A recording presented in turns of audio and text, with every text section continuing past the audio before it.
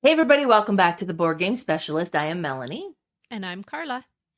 And we are on episode 108, and we are continuing on our top 100 list. So what we're doing is we're doing a top 100 of our favorite games that we talked in our first 100 episode of our podcast. And we're now at from 40 to 31. And it's funny, Carla's reviewing her list before we started, and she said, "Oh wow, these are really good games."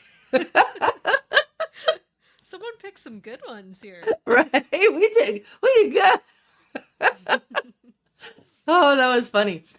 All righty. But before we get into that, Carla, what have you been playing lately? Let me share our presentation here first. Well, Perfect. there's a few I really wanted to talk about, but I had to talk about this one first. Now, Yeah. this one is called Dice Hockey Challenge. I had seen this being demoed Yes. at FallCon. You had Yeah. actually done a live stream of a partial game, right? And Yeah. then you and another friend of ours immediately bought the game. And so Yes. I kind of had a look at it. I went and looked and I'm like, really? Like it I know, right? look like it's like awesome. Just because we're so used to all these like fancy, like done up, high, like quality bits kind of game. This one looks very basic and it's a roll and move. So Yeah, it really does. right there that are, for me are like, what? But you know what? Roll and Right. move is coming back, baby. Because this is an awesome game. And I mean, I grew up around hockey. I couldn't play hockey because at my age as a girl, we were not allowed to play hockey. We played ringette. That's Okay, how yeah. things were back then when girls could only play this and boys could only play that. But so I grew up playing ringette. I had always wanted to play hockey. My brother was a phenomenal hockey player. My dad loved the sport, followed it so much, like the NHL, and it was just a big part of our lives. Then when I saw this, I'm like, oh, okay, yeah, I see. Like it shows the whole ice rink and like the positions, and then just Yeah. all these squares, and I'm like, okay, it just looks like you're gonna roll and then move these guys. But what you're doing in this game is you are rolling and moving, but you're rolling. You have certain dice for your goalies. You have 4 Yeah. colored dice. You're either blue or red. You can play 2v2. I've only played 1v1 so far, but Yeah. so you roll the 4 dice and you can choose whatever your dice rolls are, you can choose one of those rolls to put your goalie in that position. So there's like a half circle with like a 1, 2, 3, 4, 5, 6.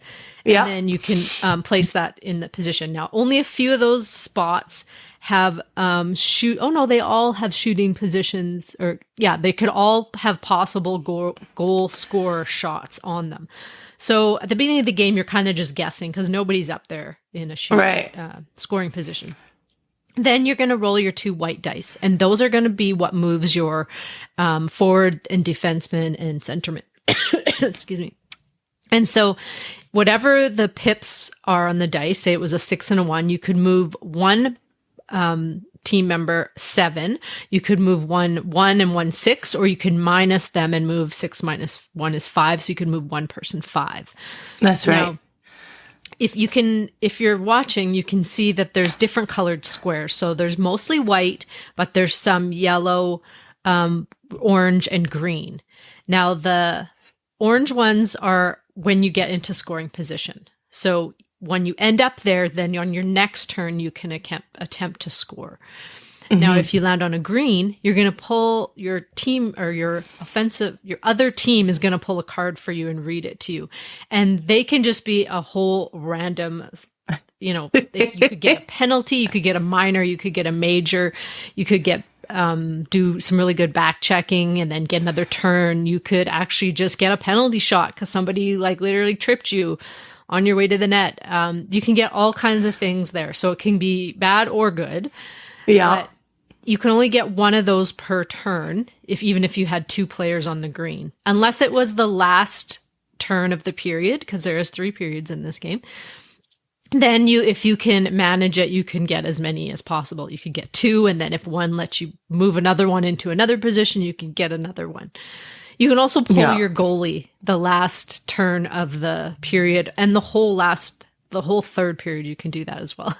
And so you pull your goalie, put out another player. You will have to move them and get them into scoring position, but that can get you into 6 scoring positions if that happened. And then it's going to be almost impossible for them to save.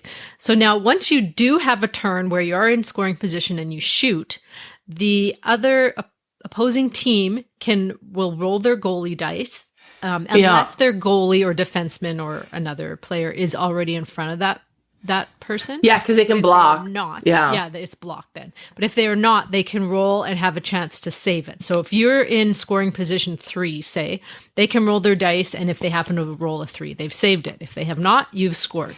And that person will go back to their starting position. So kind of go all the way back down.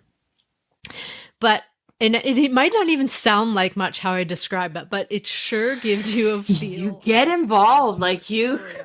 It's so committed in this game. It is. I played it with Kayla once. She taught me, and got right into it. And then she's like, "Do you want to borrow it over Christmas?" I'm like, "I don't know if John would like it, or my brother, Chase, my son." And then before she left, I'm like, "Well, maybe I will borrow it." And so I played with John, and he just loved it. He wants to buy a copy. Oh wow, that's great. Yeah. So found some copies. If you're in the Edmonton, Alberta area, P Mediway has copies for $74.99, and that's the best price you can get them, is what I've seen so far. And they will. I know Old Pandora's Box has them as well. I'm not sure what their price is either. They're $89.99 there. Oh, okay, yeah. But P Mediway will ship to you, and if you're in Edmonton, they'll actually deliver it to you there too. Yes. I mean, this is, if you have any hockey player, gamers, even non-gamers, I think you can get them into this game because it's so neat. There's also these upgraded, or not upgraded, just different types of colored pawns that are like all-star players that you can play. Right.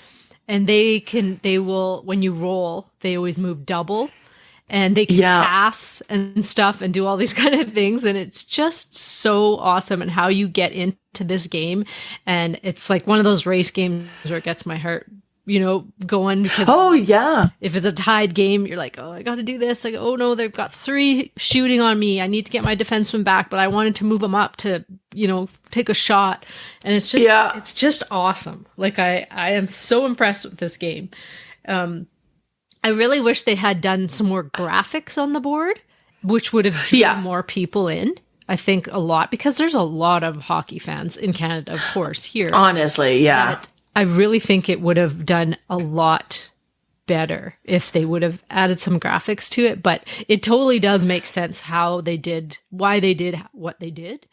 But it's I mean, like, thematically, it works and it fits. And it's not the prettiest board, but like once you get going and get involved in this game, and like none of that matters anymore, right? But I could see to attract somebody new into it. Now I know they have some tournaments, like they host tournaments. They were starting one in Calgary, but. Yeah, so I first time I played it, I was playing, Kayla was just watching, and she like halfway through the game left. She's like, I must buy this game.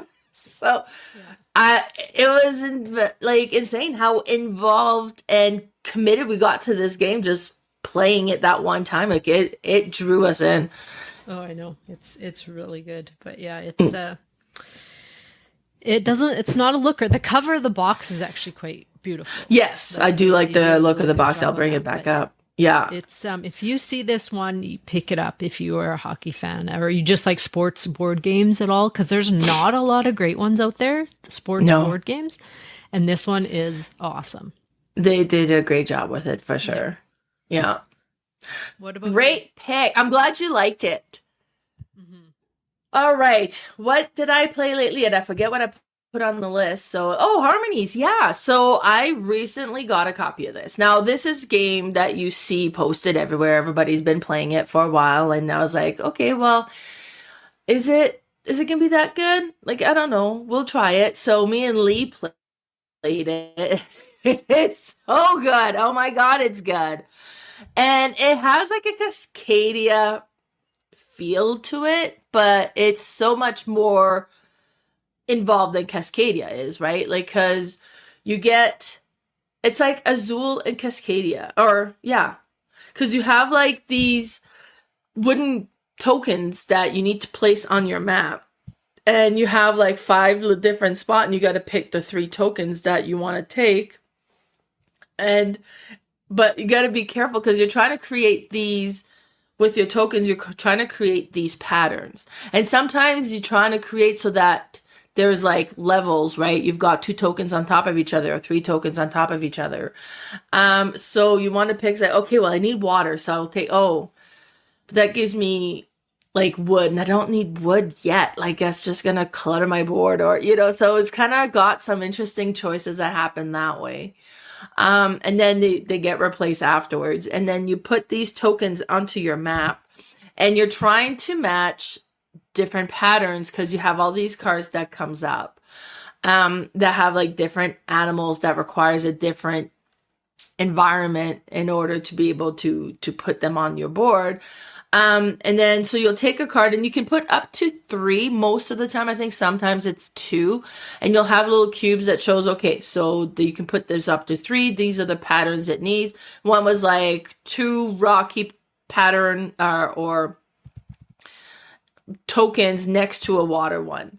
So that, okay, great. So I've got my 2 rock, I got my water, so I'll put a token on that one, and then you duplicate the pattern again, and you can put another token, that animal again. And when you pull the tokens off your card, then that card now has value. So say, now it's worth 4, and then you put the second one, now it's worth 9, and if you can put the third one, well, now it's worth 15 points.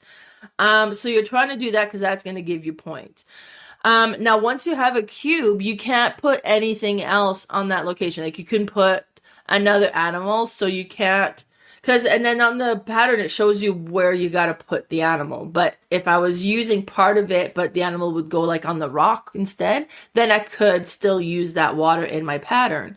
But you're doing that, and you're building it up. And you also score points for what you create on your board as well. So river, if you have like a long line of the river on the side we were playing, you're trying, like, you will score how long your river is, but it takes shortest distance, so you can't kind of create unnecessary zigzags or whatever.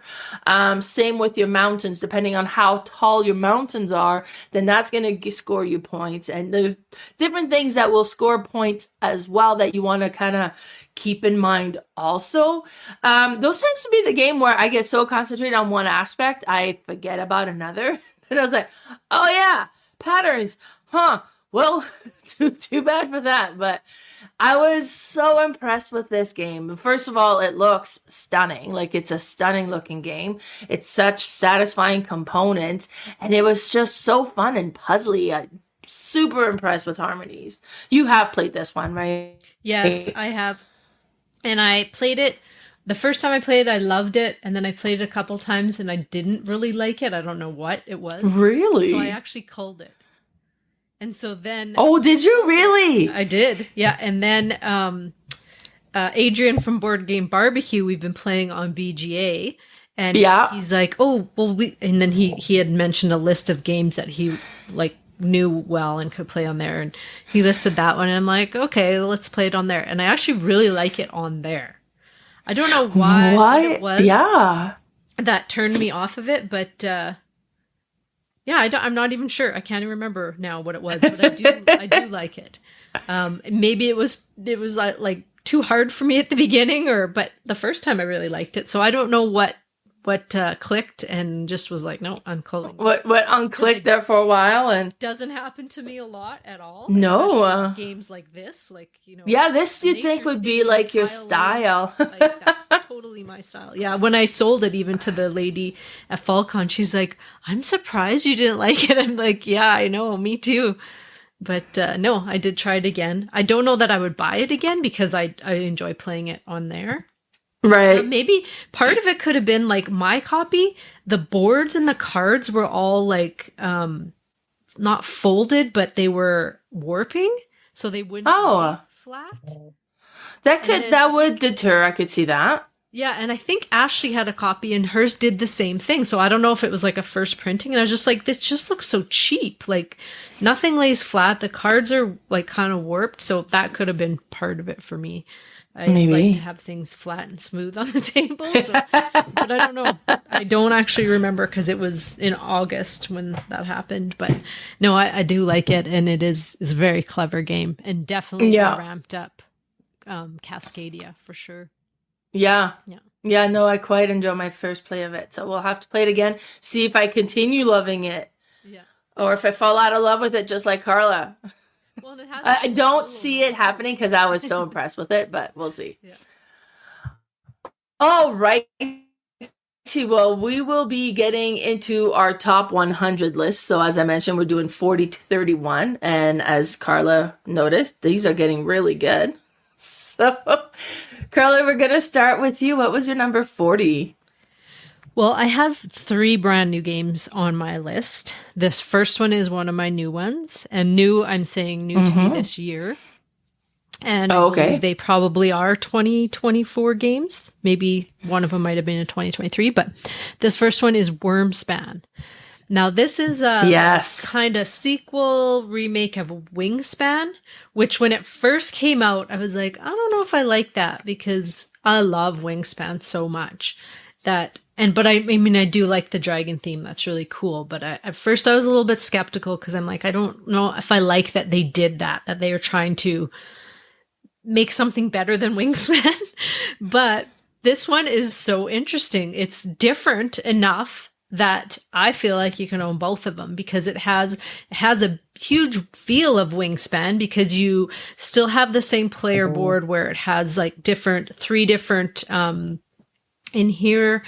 I guess they're not like ecosystems like in they're different types of cave dwelling areas, I guess. So the same kind of board like that with, you have to pay eggs to place them further along the rows. But what's neat here is instead of dice, there's no dice rolling in this for food. You get your food in different ways. And how you do that is you have this little explorer. And that's one way to get food. So, well, first of all, to get the dragons into your areas, you need to have a cave first. So that is completely different from Wyrmspan. You have to play a cave card. And so those are different and they're like a square card and you will play them you always go left to right and you'll play one down and those can possibly give you food. They can give you more cards. They can give you more dragons. They can give you a couple different, a few different things, which is neat because you'll play those and you might get something. And that's when then on another turn, you can play a dragon in there. And what's neat about it is you're paying coins for actions. So you're paying, and I just have to talk about these coins. You and I both got the deluxe, metal coins and the resources, but the coins that actually come with the game are these cardboard shiny I love them. They kind of have like a scaly look to them, like I think it's supposed to represent a dragon skin or whatever, but they're really shiny and really cool. Like if you get the base copy of this, it's totally fine. You don't really need the upgrades, of course, but the coins are actually really neat. Of course, we still use our metal ones, but so you pay a coin for an action, and that's how many actions you get that round. But the neat thing is there's ways to get more coins. So if, some of those cave cards could have a coin on them, you could play a dragon. Some of them have, automatic bonuses when you play them. Once you have a few dragons and you do the explore action, which is you have this little kind of hiker. So you'll pay your coin and you'll put him depending on which row you want to play him. And then he walks along all those caves with the dragons in him and he does those actions. Now, some of those things will give you, more eggs. Then you might get another coin. Then you have another action to do that round if you want. You don't have to, but you can save your coins for the next round. There's also this little, I can't remember what they call it, that little track that you can move around and get different bonuses and things, and that will activate sometimes by caves again, or by exploring different dragons will activate that. You also have little baby dragons in this one, which are so yes, cute, and they want milk. So the resources are milk, meat, crystals, and now I'm blanking. What's the fourth resource? Let me see. Because we got the crystal, the meat, the milk. Is it gold? Yes, gold. Yeah. So those are the 4 resources, but and then there's some. Then you also have your goals, your like round goals, and some will have like, you don't want these like really they're not angry dragons. What are they called? They're like not violent, but what's the word? Like they're a little bit agitated. Oh, right. Aggressive, I thought it was. Yeah, aggressive, that's it. Yeah. So you have these aggressive ones, and one of the goals might be you need to have the most aggressive ones. And but usually the aggressive ones want to be the only one in that row. So you have to kind of try and balance, because you might get some negatives that way. But the in-game goals are quite neat.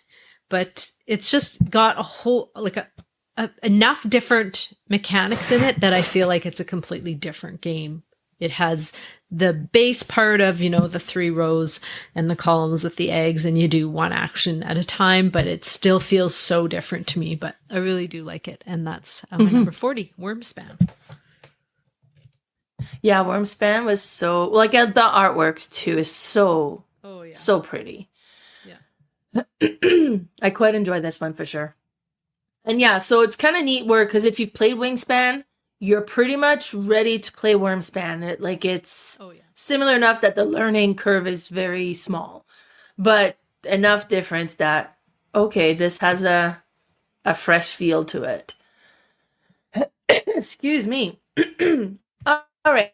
My number 40 is a game that I've talked about many times. I'm sure it made the list for like tile games. I'm sure it was in our top 9 tile games. And that is Shifting Stones. This is one that it's simple. It's 9 tiles that you put on the table. They're double-sided. Each side has a type of like an embossed art of one color. And then, so if you have blue on one side and you flip over, every blue will have the same thing on its other side. And then there's some that will come up more often, like the moon and the sun. There's only one, while other ones have, a couple, and some have 3. And you have these cards in your hand that'll show the pattern of these tiles and different ways that you can put them into play, like different patterns you can create with them.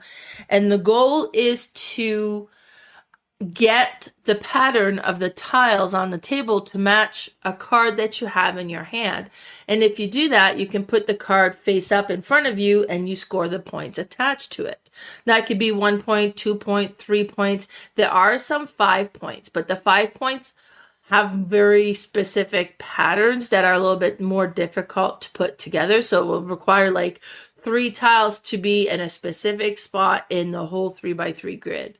While some of them is like, as long as you get these 2 tiles side by side, then you've matched a pattern, or so on. Now, where it gets really interesting though is in order to flip a tile from one side to its other side, or to swap the tiles around to kind of move to get the pattern that you want, you need to discard a card to do a flip or discard a card to do a swap. So you really got to look at your cards like, okay, which card am I willing to give up on and discard in order to accomplish the pattern of another tile? And sometimes it's like, oh man, I would discard, but that's like 5 points if I can make this work. Like, do I want to discard 5 points? But then sometimes I am nowhere near this pattern. Yeah, this one goes, okay, so we could flip this one over. Now have these 2 tiles together, so I get this pattern, and then you put that card down. And so the decisions that you got to do, and then kind of watching, and then sometimes like you're watching, is like, okay, good, next turn I can do like 2 patterns. It's going to be amazing. But then the player in front of you totally moved the tiles away from where you needed it to be. And it's like, oh man, so why are you touching those? Or sometimes they'll move things and it's like, Oh, good. You placed it exactly where I need it to be. So it's a simple game. It plays quick, but it's so good and so satisfying. This is one that we played lots, and it's called Shifting Stones, my number 40. Yeah, that one's a good one. It has a nice little solo on it too. Very puzzly. Mm-hmm. Good choice. All right, my number 39 is Hallertau. This is one of Uwe Rosenberg's farming games. This one doesn't get a lot of buzz. It's not talked about a whole lot, but I really do love this one. It's different than his traditional farming games because it has this resource track kind of thing. Instead of collecting like quantity of resources, you just move your resource up the track. And okay. And you have, so you can see, if you're watching, you can see your player board has the track on the left, and then you have all these different fields on the right hand side. And then you have these little field tiles. And if you gain a field, you kind of started at, depending if it says, we started at a number, but if not, you would start at 1. And then every round you don't use that field, it'll go up. When you do plant something in it, you will just move one of your resources down and put one of those actual resources on the field. So you know that field is, say, like it's a 4 value field. And then, when you need to harvest them, you just pull them off and you'll pull them to the side so that they're in so I had 4 barley. I would move that barley over to the 4 and leave it there. And then I'd slide my field down because then it diminishes, just like in okay.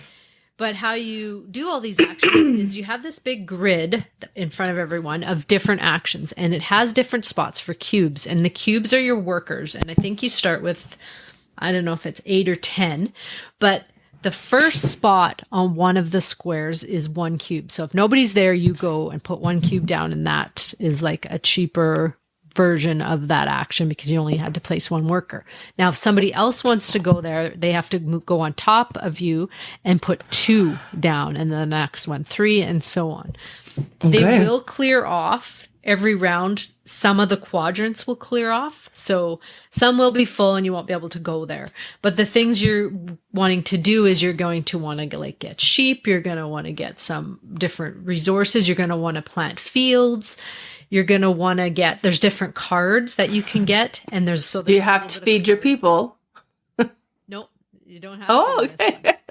Yeah, that's the nice thing. But so you get these cards, and the cards are most of them, some of them are end game points, but most of them are you're just trying to accomplish whatever's on the card. And once you do, you get to lay it down. Now, it might be a type of income that you'll get every round.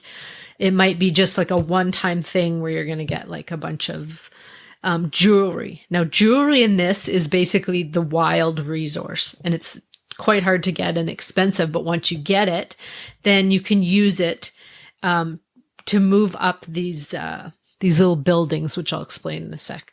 But back to the card play, it's quite interesting because the first couple times I played, I didn't really pay attention to the cards much.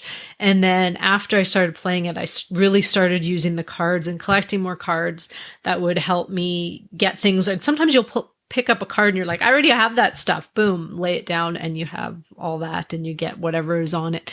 So the card play is important in this. If you skip out on that, you're going to miss out on a lot of the game. But so at the end of the round, what you're trying to do is you also have this other board. Everyone has it in front of you, of this community hall. And to the right of it is these, how many? There's 6 or 7 different rows of these little buildings. And so what you're trying to do is push those buildings all the way over to the end, because at the end, if you have them all over to the side, you move that community hall and you get these big chunk of points. Now, you have to move each building at a time, and how you move those buildings is with resources. So that is the whole point of you farming, is you're trying to get all these resources to move these things over and push the boulders in front of them out of the way. So some of them will have you need 1 milk and say 1 wheat. And then next round, you're going to need more milk than you have wheat. So you're going to need at least 2 and 1. And then it just gets more expensive as you go. But you also need to get tools to push the boulders over, because there's boulders in front of those little Oh, yeah. buildings. And so to get the tools, I mean, some cards will give you them, but if you pass up using workers, you can trade them for tools. So you have to decide, oh, I really want to get stuff, but I really need tools to move those boulders over so that I can move those buildings. And it's just quite thinky, and it's so different than what he's done with everything else. And the jewelry will literally move one building over. You don't have to pay any resources. So that's why it's so expensive and hard to get. But it's nice because near the end, when you're like those big expensive or the little expensive ones, I'm going to use my jewelry to move those instead of wasting a whole bunch of resources. It's just really cool. And yeah, you should try this out if you get a chance. Want to. Yeah, it's really neat. I have it. We'll play it someday for sure. Yes. And yeah, that's my number 39, Hallertau. I know I saw this on your list. I was like, do I own this one? Have I played this? And then I got looking at the pictures like, no, I have not, but I want to. It looks really good. Huh. Hallertau. There you go. One to add to my list because, that list doesn't grow enough. All righty. My number 39 is... Okay, this game is just amazing. It totally belongs to be in the 39 position, in my opinion. But it's a small card game, and it's been around forever. And that is Bohnanza. And they've recently remade this one with flowers instead of the comical beans. And it's like Delilah. But Bohnanza is just perfect. It's just such a great game. I love it. Every time we play it, I have such a great time with it. And the cards are so funny. Like you have the black eye bean that's a boxer, has a black eye. You have the wax bean that's the janitor and he's waxing floors. It's just really well thought out. And you have cards in your hand, and one of those things you can't do is you cannot sort your cards. You got to keep them the way that you get them, and you got to play the one that's in the front. And on your turn, you're going to have to plant a bean into your field. You can plant more if you want, but you have to plant one for sure. And then you have 2 fields that you can have at one time. If you can't plant, then you can't mix and match these beans, right? Like if it's a black eye bean, you can only plant black eye beans in that field. And the more beans of the same kind that you add to it, the more they're going to be worth. And it shows that on the bottom. So if you get, like with a black eye bean, if you get up to 6 cards, then it's going to be worth 4 coins. But less, 1 coin would be worth so much, 2 coins, you would need so many cards, 3 coins, you would need so many cards. If you ever harvest before you've reached like the minimum, you get nothing. They just go away and you haven't accomplished anything there. So you're trying to stack these beans so that you get enough value to it so you can get the coins and then plant in your field. Now, as I mentioned, you can't sort the cards, so they're going to be in the order that they are. So you're going to have to trade with other players to get what you want or get rid of what's in your hand that's like in the way and you don't want. So maybe I have a black eye bean, then I have a wax bean, and I have another black eye bean. So I'm going to want to get rid of my wax bean so I could plant both black eye beans if I can.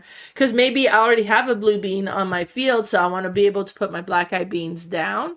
But if I can get rid of the wax bean, then when I plant, I could plant 2 and build up my black eye beans. So then, and anything goes, because then when you're going to plant 1, then you reveal 2 cards, and then those are the market cards, and the person who has them in front of them, now we're negotiating with them. So either they're going to have to take them and put them in their own field, it doesn't go in the hand, or they trade them off. And then it was like, okay, so I will give you a wax bean. I said, well, I don't really want a wax bean. He's like, okay, well, what about if I sweeten the deal with a hot pepper or whatever, hot pepper bean or whatever they are? And it's like, oh, I kind of want that. Well, I'll take that, but not the wax beans. And no, it's a combo deal. You got to take both or none. Or, it's like anything goes. Like you get going and it's like, oh, well, I don't have anything to trade. I was like, okay, I will give you this wax bean. Like, please take the wax bean. So it just gets so interesting. And the only person who can trade is the active player that round. So you can trade with them, and they can trade with everybody, but you can't do the other trades until those are the active players either. So once they're done, then they draw back up, like I think 3 more cards to kind of put them in the back of their hands, and then they kind of rebuild their hands, and then it goes to the next player.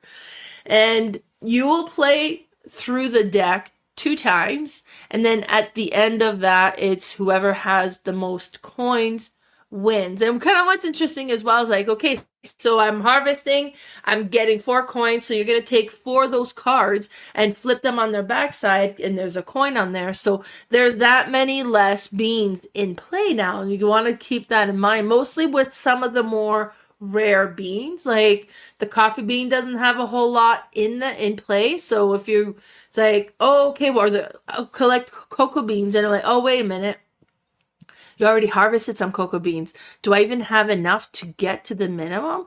Like, so you want to keep that in mind as well. Some beans are easier to build up than others, but some beans require bigger grouping to get value than others as well. So, but it is just such an amazing game. That's just the funnest trading game that's out there. I absolutely love Bohnanza. Yeah, it's awesome. I love this game too. Good choice. All right, my number 38 is my favorite of Shem Phillips' Garfield games, and that is Paladins of the West Kingdom. Now, this one is a worker placement game, but what's neat is you're only placing workers on your own board. So everybody has their own player board, and so you are just placing them on your own. But to collect them, you kind of have a central board where you're going to draft cards that will give you different colors of workers that you're going to collect. And then you're going to figure out how to place them on your board. You'll put them in spots where you may be able to get more workers. There's lots of different things that you can do on there, and it's very puzzly. The first time I played this was on the Dice Tower cruise, and me and my friend were just like, I don't know what to do here. And the 2 who were teaching us had played it several times. They just destroyed us, but it was quite funny because you're just kind of like placing things down and then moving up different tracks and gaining different buildings. But of course, the first time I play something, I like to do a little bit of everything, and that never turns out well because you need to focus on a few areas. But there's it's typical. No, it's not Shem that does the art, right? It's Sam, I think, that does the art in this, his brother or his cousin. Okay, yeah. So it's the typical art, like of all his games. But again, so many different things you can do. So you can place it on this one spot to get these buildings that will fill up other worker placement spots so that they're cheaper to go to.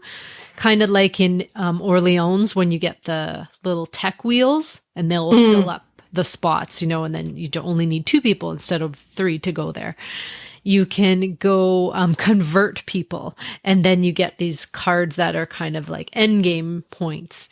You can go to get, it's like a black market, and then you get this wild colored person. So then that person can go anywhere because maybe you needed like a red and a blue here, but you only had red and green. So if you go and convert, then you can make that green be, a purple. I think purple was the wild one. There's different, you can build this wall, or I guess it's the castle top on the top of your board.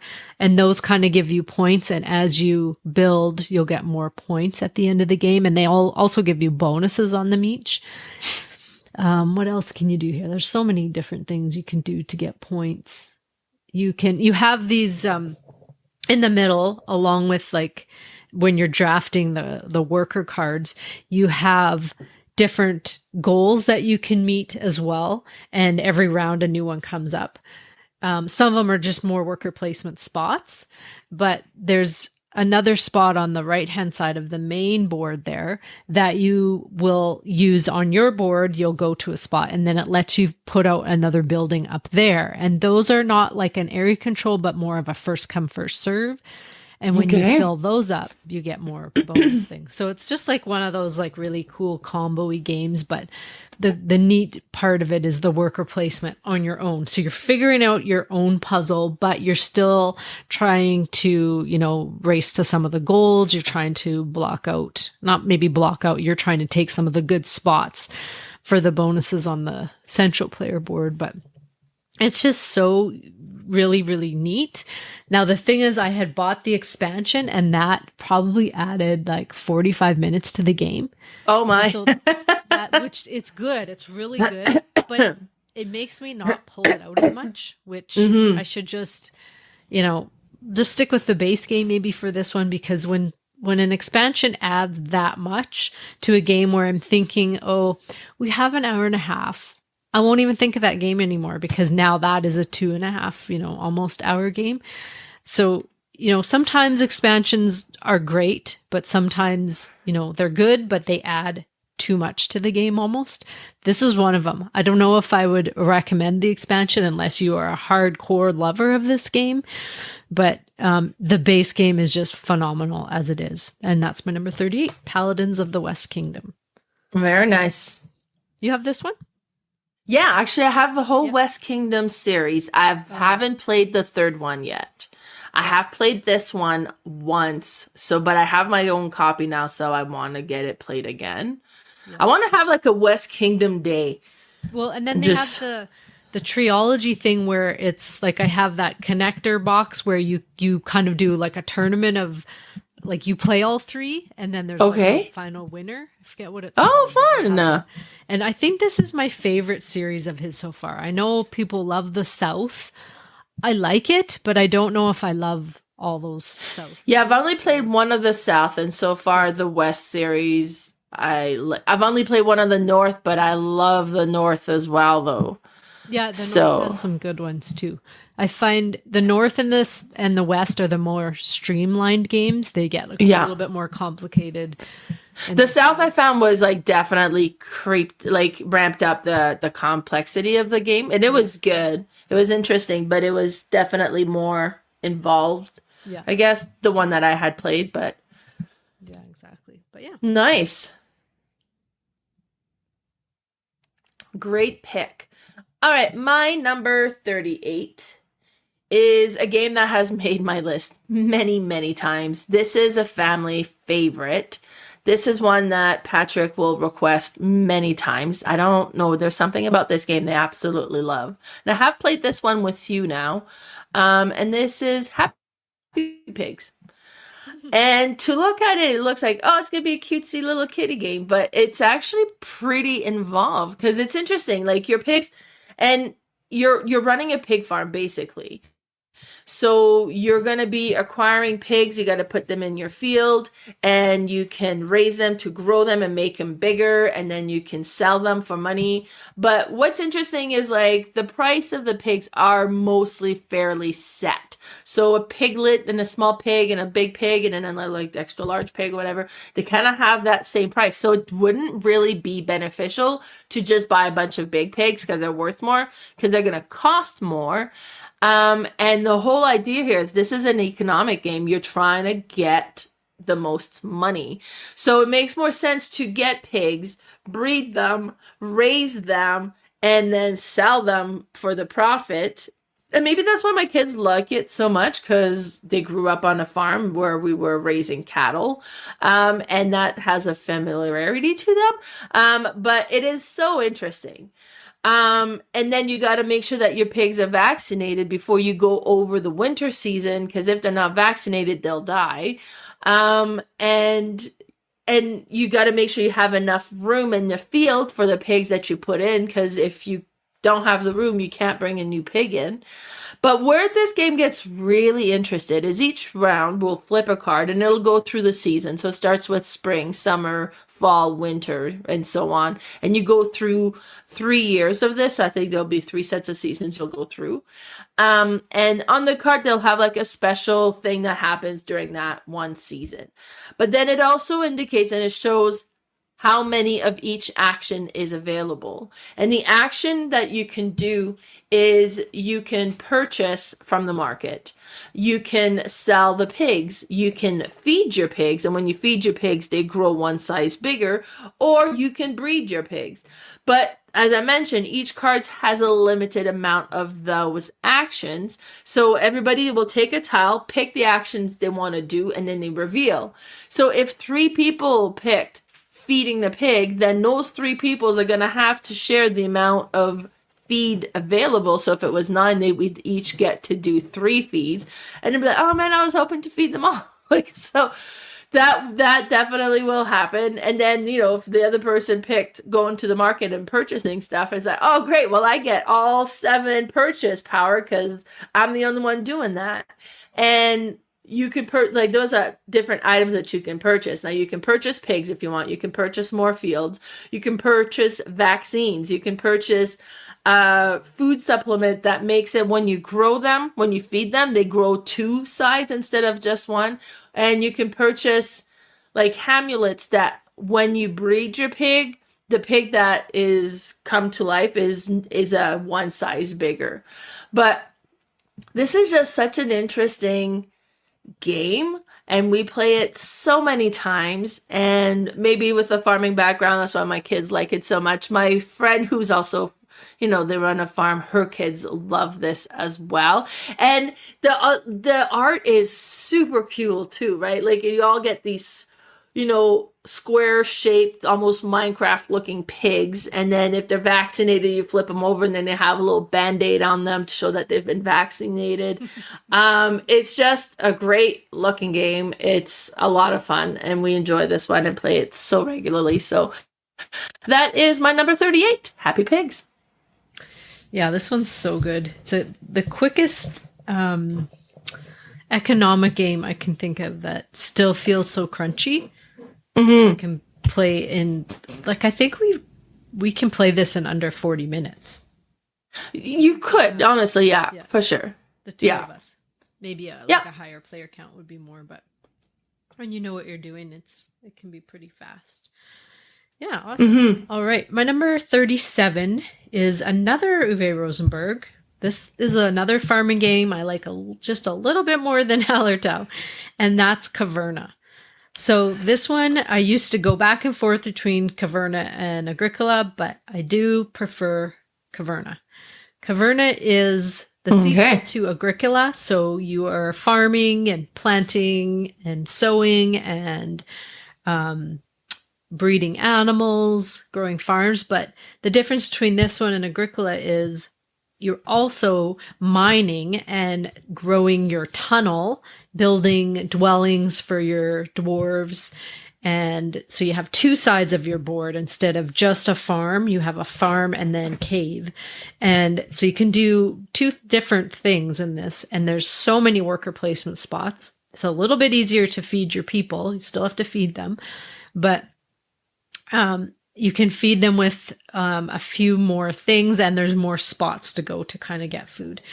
Now, you don't have to feed them every round in this one because there's not a harvest on every round. There's 11 rounds in this game, I believe. It is a longer game. But depending on, you have this little disc that you place on each of the round ends. And when you flip it over, it may or may not be a harvest. I think it's you go at least 3 rounds before you harvest. But what you're doing is placing all your workers, trying to get, resources, wheat, vegetables, coal, stone, wood to build more dwellings, to build fences for your animals, to actually go to places to get animals, and then at the end of the round to possibly breed them. You can use them as food. You can use the vegetables as food. You can use food as food. There's a spot to just get food. You can also use these rubies. So there's a spot, and the rubies are like the wild resource. Can be anything, basically. And those are kind of neat because you can actually build a ruby mine in your cave, and that will give you rubies every round if you have that. Just kind of neat. You instead of like your farmer workers, they're dwarves, and you'll use them to also, if you want, to gain weapons, and they will go on expeditions and they will get things. And as every expedition they go on, their weapon will level up. And so then the next time they go, can have a more option of things to take. It's just so awesome. And it just adds to Agricola. It's less punishing, which some people prefer the restrictedness of Agricola, which I still do like and enjoy. But this one's just more of an open field of gaming. You have more things you can do, more options, different paths of victory you can do in this one. And it's just so lovely. I've had this one forever, and it will always stay in my collection. I almost need to upgrade my box. My box is starting to spread on the sides because of times I opened it and shoved everything back in. I do have an insert, but it's still like a full box. But yeah, it's awesome. I love this one. It's still not my favorite farming game of his, so stay tuned for that. But this is my number 37, Caverna. Nice. Yeah, I haven't played Caverna yet. I have played Agricola, and I did enjoy Agricola. Just Caverna hasn't happened for me yet, but yeah. Nice. I do hear a lot of people seem to prefer this one over Agricola, so we'll have to try it out one day. I have Agricola. Oh, okay. Yeah. All right. My number 37 is going to require for you to have a really, really big table if you want to play this game. Mostly if you're going to play it at like the higher player count, this game spreads out. And it's played in real time, and it has like a timer element to it, so it will create like anxiety, and it's just perfect. And that's Sorcerer City. So with Sorcerer City, you have a set of tile that you're going to start with. And you have all these tiles, and then there's a timer, and then when you start, you're going to start flipping the tiles over, and they're going to have color portions, and you're trying to put them together so that you have the different color connecting together, and then you build this city. So once you're done, timer's gone, and then you're like, okay, stop, you look away, and then you kind of tally up how many you have of each color clusters.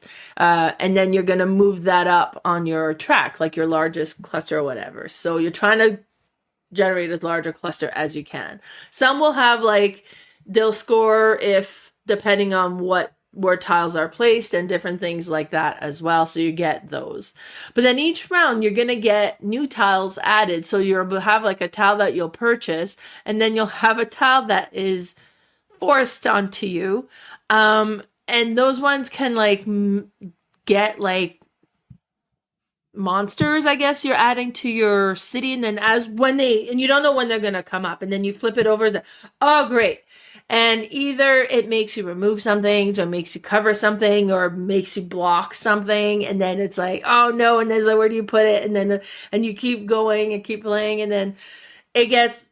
And then sometimes, like, it will get to the point where you won't be able to place all the tiles. The timer's going to go off, and you're like, no, wanted to put this in, and I was so close. And it does create, like, okay, quit thinking, just put it somewhere. And it's like, oh my God. It's like, so I love that. I love that anxiety, apparently. But as you're building these things, it spreads. Like, you need to have, like, a place where you're going to have the different, like the market of the different tiles you can go and purchase, and these things are going to need a space on the table as well. I remember playing this top player count.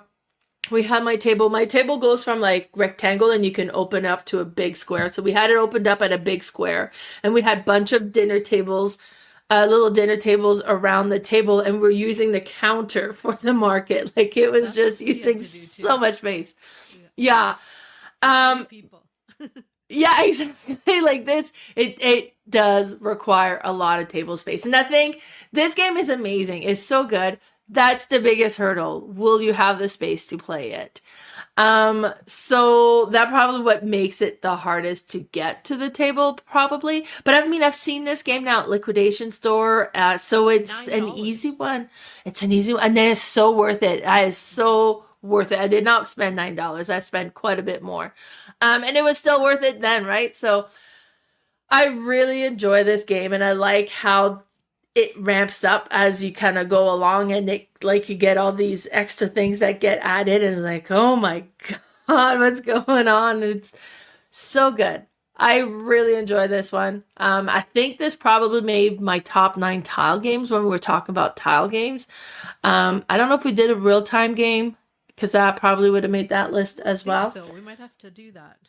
Might have to do that. I have like, the other day I was like, oh, this. So I've added a few to our potential list. Yeah. But yeah, no, this one was good. I quite enjoy that. And that is my number 37, Sorcerer City. Awesome. All right. My number 36 is a Viking game. And this is a smaller box game, and it's called Knarr. Now, this one I had first played at Calgary Tabletop Day last November, so over a year ago, and had immediately ordered it. And then I won a copy of it at that Calgary Tabletop. So I'm like, okay. So nice. It away. But it is such a cool game. The art in this is just gorgeous. Even the box cover is just beautiful. But the cards in this are these big tarot cards, and they have these beautiful Vikings in the background are all different colors. So what you're doing in this is you're exploring, and you are adding to your crew. You're doing all these different little things, but basically you're racing. You're racing to 40 points. Whoever gets to 40 points will trigger the end of the game. And then I think you just finish the round. And if nobody catches you, then you've won the game. If they've passed you, they will possibly win. But what you do is it's really simple. You have a hand of 3 cards, and you're going to play one card. That's one of the options, is play a card, and just into your tableau, if you happen to play the same color that you already have there, you're going to trigger all the actions on those cards. And the actions may be that you will get a recruit, and that's just this little helmet that you'll put on the side of your board. You may get a canoe, and you'll put that on the right side of your board. You may get a point, and you'll just move up the point track. You may get to move up. Now, is it called a reputation track? I think so. Something like that. Something like that. And so what that is you're moving up this track, and every once in a while you'll get to like a 1, and then you'll get to a 2 and a 3. At every round, you're going to get that many points at the beginning of your turn, no matter what you do. So that one's quite important. You may also get, what else can you get there? I think that might be it for the cards, but the other thing you can do is you can explore. So how you explore is you have these different exploration cards on the top, and there's 2 different colors of them. There's blue that are, I think the blue ones are the lighter ones and the green ones are the more complicated. I can't see on the screen, but the other way, maybe vice versa. But yeah, they require cards. And so specific color of cards, or you can use your little helmet recruits. So one might need like 5 blue. And if I had 2 blue, I could use those and 3 of my helmets. And then you're going to take that card and you're going to place it on your ship, because you have this little ship in front of you that holds the helmets and the canoes on the right-hand side. But in the middle of the ship is this kind of little track. So you start with one thing in the middle of your track, and it's like a 3-track board kind of thing, and then you add a card to it. And so when you add that exploration card, you'll put it on top, and now you might have more things in those 3 row columns. So I might have on the left, I might have a point, and then I still have that helmet in the middle, and then on the right from that card I might have a canoe. So now if I want to activate that card, I have to spend my canoes. If I want to just do the left column, I will spend 1. If I want to do the left in the middle, I'll spend 2, and if I want to do all of them, I'll spend 3, and activate all those things. So if you can build up a whole bunch of things on your ship and then get a bunch of canoes and activate them, are they rings? They're rings, not canoes, are they? Yes, I think it's like a bracelet or something. Bracelets, that's what they are, bracelets. But anyway, so if you can build up an engine that way and just keep activating those, you can just buy the big expensive cards that will literally give you 8 points at a turn, or 9 points and a bracelet or something. It's just a really cool little engine building race game, which is very few and far between, because a lot of race games, you don't really build a little engine. You just kind of try to get to places and try to figure out how to get there as fast as possible. Whereas this, sometimes you'll see people like really getting ahead, but then other people are building up their reputation and building up their ships. And then all of a sudden, boom, they just fire them out and they're moving 12 points one turn, 15 the next. So it's really interesting how you go about it, because I've tried all different types of strategies in this game and they all can work depending on what other people are doing. So it's just really, really neat how you can, it's not just one strategy is going to win this game. It depends what everybody else is doing. If you see somebody moving up that reputation track, you need to somehow prevent that or get moving up with them, or they're going to surpass you. If you see somebody buying a whole bunch or exploring a whole bunch, then you need to delve into that or somehow get some cards that they are going to get the next turn, kind of thing. It's just a really, really cool game that I was so excited to play it, and then I really wanted to like it because of the art, and it was so beautiful, and it turned out to be an awesome game. And that's my number 36, Knarr. Yeah, that's a great pick. I don't think I've won this one yet at all, because I can't. I go explore too soon, and I just can't help myself. I know, it's like, oh, I can do that, and then you're like, oh, I have no. I can do this. Yeah, exactly. So there's, because if the deck runs out, the person who has the most is the one giving up their cards. So you kind of have to balance that out, because if you just hoard them all, then you're just going to be losing them. And you can get at a point where you're activating stuff that's full and you can't get them anyway. So, but yeah. Yeah, no, it's a great game. I quite enjoy that one. Yeah. All right. That was your number 30. Knarr. My number 36 is, this is a game that I bought completely blind. I had seen, I got a gift card, so I went on Amazon and I was like, okay. And I don't like buying games on Amazon too much because I find they're pricier there. But I was like, okay, so I have a gift card burning a hole in my pocket. We got to figure out what I'm going to get. And then I picked this one on components alone. And that was Emerge. And they had a turtle, and I have a pet turtle, so I'm like, oh, okay, I'll get this. So this is one that is really interesting. And then actually, so once I got it and I kind of got looking more into it, it is very interesting. It's a dice placement game. So you roll your dice and you will place them in your board under the number of what was rolled. And above it, little bit like Match Coral style, is that number would activate this dice. Now, some of them would be like, okay, you need 3 dice to activate this thing, and it allows you to put this thing out on the board, or so on. But what's interesting is every turn, you can add and change what you have that is assigned to that number.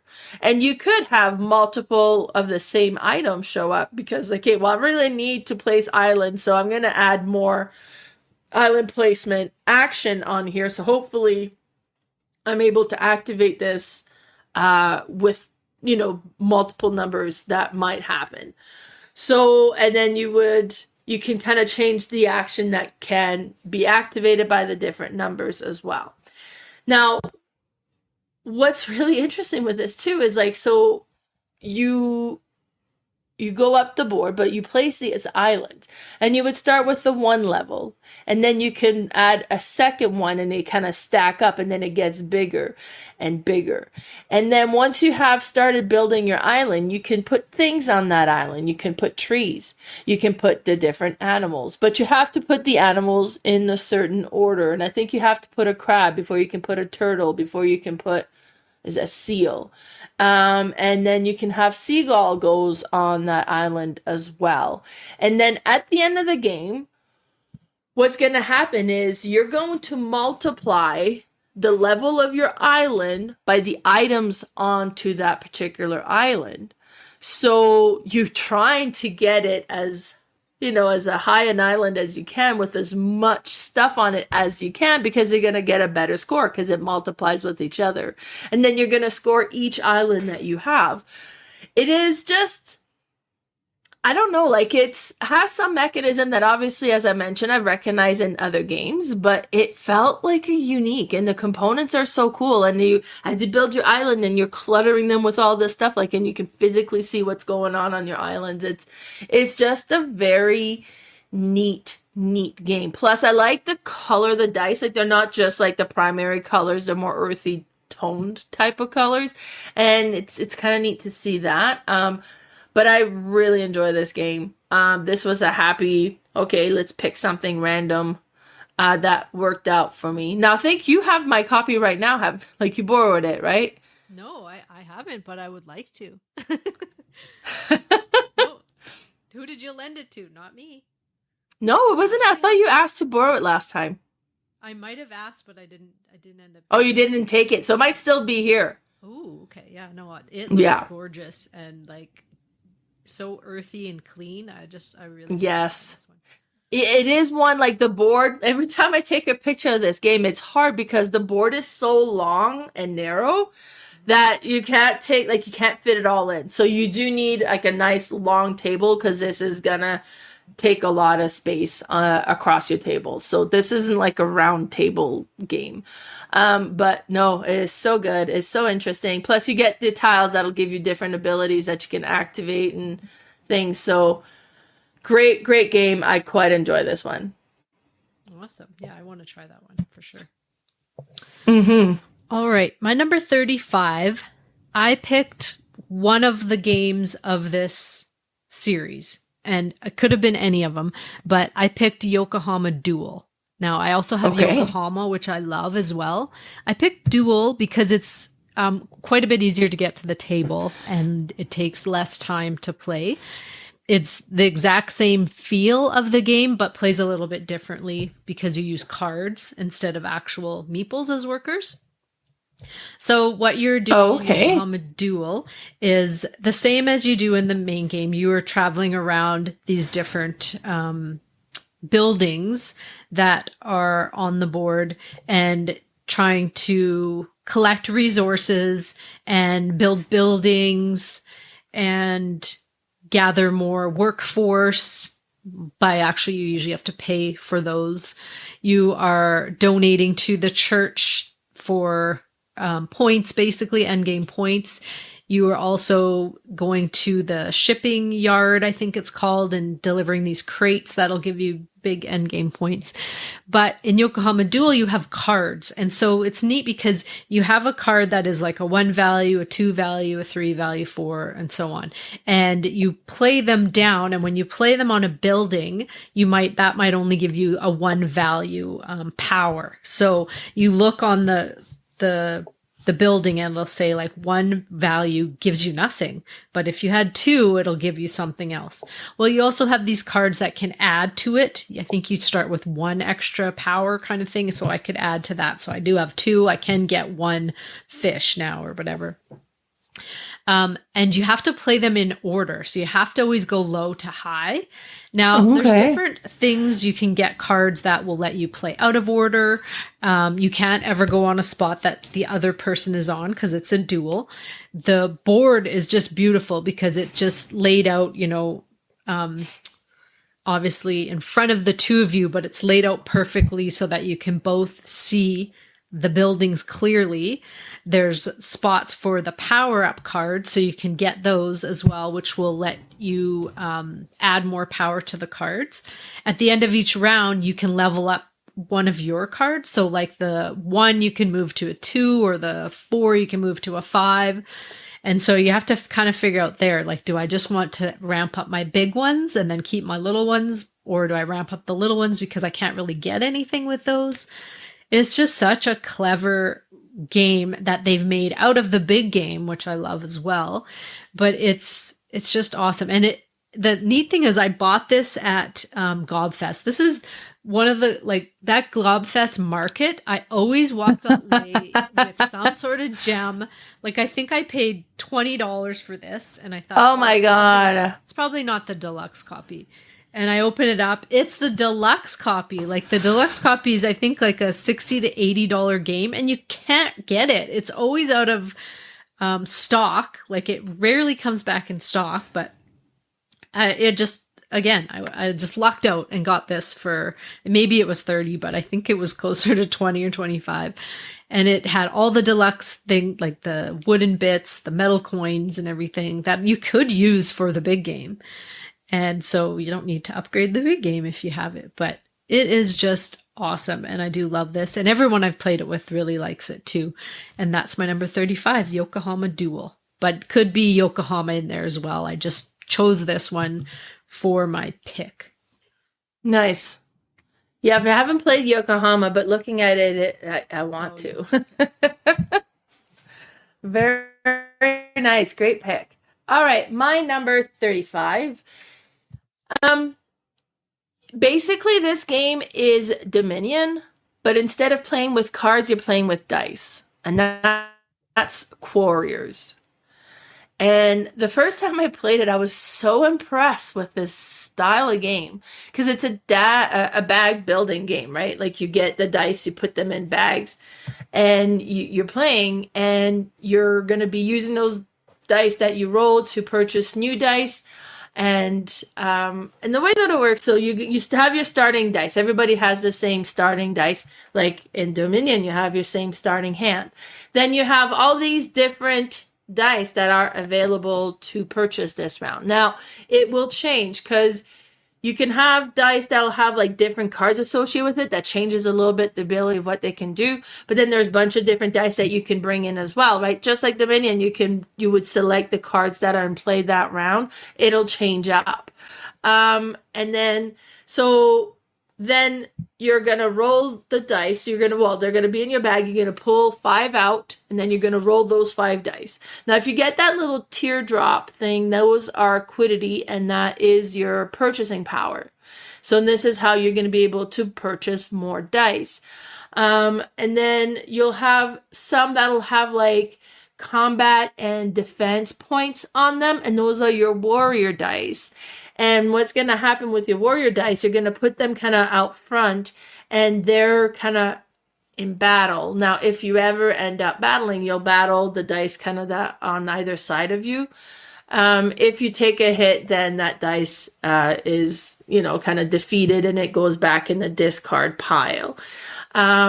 But if it doesn't get defeated and it goes all the way around and it's your turn again and that dice is still in play, then you score its value. And that's how you would score points. So you're trying to get multiple dice that'll have kind of the warriors on them, so that, and then ideally more stronger warriors, so that you can go around and keep them into play and then score the points. And then it's whoever gets to, depending on the number of players, like 12, 15, or 20 points or so. Whoever gets the most points first then wins the game. And it's a base, like the first one to reach it wins, right? It's kind of a race-based thing. But what's interesting with this is like, okay, I'm going to buy this dice because there's a really good warrior on it. And then, okay, great, it's in my bag. Oh, great, I drew it. And then you roll. Like, oh, great, I have this amazing dice that's so powerful, and it rolled quiddity, so it gives me purchasing power. Like, there's that aspect of it. You can have the great dice, but it may or may not be what you want. But you'll have some warrior dice. You'll have some spell dice that'll kind of help influence the other dice or different things. But then they all have quiddity on it as well, right? So it's a matter of what you roll and what comes up as well. But that just kind of adds an extra layer of like what will be, like you don't have 100% control. And I know some people hate not having full control. To me, I find that's like the great equalizer, that everybody's on the same stepping stone, right? But I just like this one so much. Now, they have Dice Master, which is basically the same game, but it's like Marvel DC themed or whatever. But then there's like dice that are specific to the characters that you can purchase, no other person can purchase. Personally, I prefer Quarriors. I had some Dice Master ones and I got rid of them just to have just Quarriors. And I have 2 sets of Quarriors because you can buy like Dominion, you can buy a new box that has all new dice. And then you can mix and match them together if you want as well. But I just really like this game, and I think it's just so cool. So it's like Dominions, but with dice, and then how the unique dice, and then the tray comes with like plastic trays where the dice are all perfectly stored. It's just a great game, and that's my number 35, Quarriors. I've never played this game, but I would definitely like to play it. And you know it's got to be really good if Mel bought an expansion for it. Right? Yeah, exactly. All right. My number 34 is Concordia. This is a older game with a very ugly cover. And it's such a weird shaped box. And the worst shaped box. Yes. Very odd. It does not fit in the calyx. It goes on top. But it is awesome. This game is so basic looking, but it's so unique. It's a kind of a deck builder, but at the same time, you're kind of racing. You're doing so many different things. It has this boring map on the game board is this map, which maybe looks boring. I'm going to say boring. To me, I think it's beautiful, but most people will look at it and go, oh, it's just like a map with, different cities or whatnot in it. But everybody has the same hand of cards they start with. And you have this warehouse, this player board in front of you, and it has spots for resources, and you all start with one of each of the resources, and you have 2 ships there and 2 what are they called? They call them colonists in the game. And those block spots in your warehouse until you have placed them on the board. But the resources you're going to use to build buildings on the map. And what's nice about it is you don't ever block anybody out. You just make it a little bit more expensive. So you're never blocked out from anywhere. You can move and on the same path as anybody else. You can build on a building they have built on. You're just going to pay an extra $1 per building that is there. And what you're doing is you are playing a card. And so you all have the same deck that you start with, and you get the whole hand, like you get to see all the cards, and you choose one and you'll do that action. You may decide to move one of your colonists or your ships and then build. So that one is a specific card. And building, you're going to need to have at least some brick, because you need brick to build almost everything, and some resources and some money. And some of the resources, or they're valued at from like small to least on your player board, and that's how they build as well. Some are cheaper and some are more expensive. So you're going to build these buildings. You may play a card that will get you more cards. And the card play in this is so neat because the card goes immediately in your hand and you get to play it whenever, but it also is going to be an end game scoring card. So at the bottom of all the cards, they all score differently. And depending what cards you end up with at the end of the game, that's how you score. So if you skip out on buying cards, you're going to get destroyed in this game. You need to keep up with everybody purchasing cards and purchasing the right cards that are going to help you, because you might have a card that is, say, will score for every different province you're in, every building you have. And if you're only kind of stuck in one area, that card is not going to score well for you. You may have a card that is going to score for all your cloth buildings or houses, whatever they call them, and you have one. Well, that's not going to score. But if you went around and got all those, put a building on each of them, that is going to give you some big points. So it's kind of thinky that way, where you want specific cards for the action, but you're like, is that going to actually help me score at the end? It might not. So maybe I'll just use one of my other cards, which is like a copy card, and you get to copy anyone else's face up card in their discard. So that's really cool, because other people are buying some of these cool cards and you're like, well, I really wanted that. Save that card, because when that card is played, you can actually use that actual action as well. There's another card where you can go to the market and trade 2 goods. So you can like sell a whole bunch of one or buy a whole bunch of one and then do that with one other good.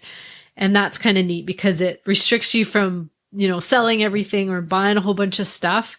You can only do two transactions, but as much as you want of each of those 2. Then there's a card that will literally pick up all your cards, and that's the Tribune card. And you'll pick up all your cards, and depending how many cards you pick up, you get a certain amount of money. And so that is nice when you're low on some funds. You can do a prefect action, which is you choose a province, and you're going to flip this little tile over and get whatever the big resources in that province. Plus, if you have houses in that province, you're going to collect all those things too. And then everybody else who is in that province is going to collect. So there's a bit of positive player interaction in this one. It's just so cool.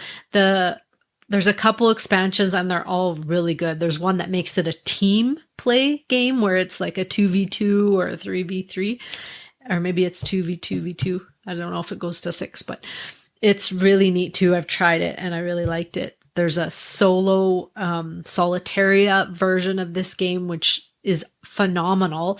It's such an easy AI to handle that you just literally, it's a card, and whatever action you are doing, you can see what's going to happen to them.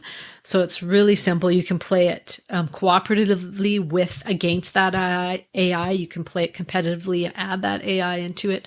It's just a very, very well made game. Doesn't look, super modern or anything, but it does the job. And I really do love this game. And that's my number 34, Concordia.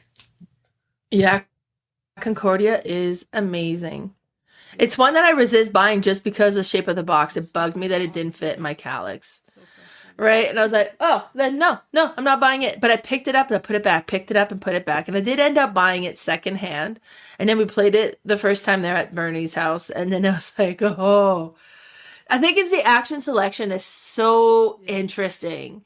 And be like, okay, I want to do this. Okay, I'd like to do that again. Oh, wait, you can't. You've spent that action.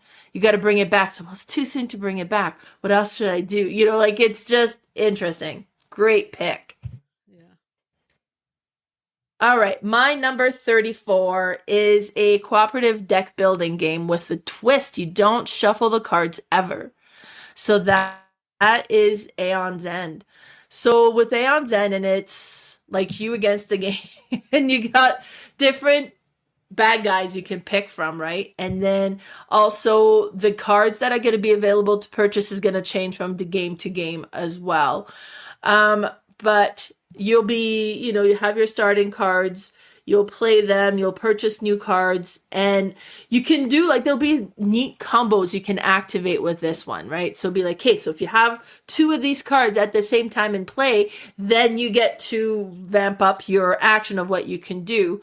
But the tricky thing with that is, as I mentioned, you never shuffle the deck. So when the deck is empty, you take your existing deck, you flip it over, and you start from the top. So if you want to create those combos, you have to be careful when you purchase the cards so that they get purchased when those other cards that they would combo with would activate. So you got to make sure you try to stack your deck as you're discarding and purchasing. So there's that aspect that's really interesting.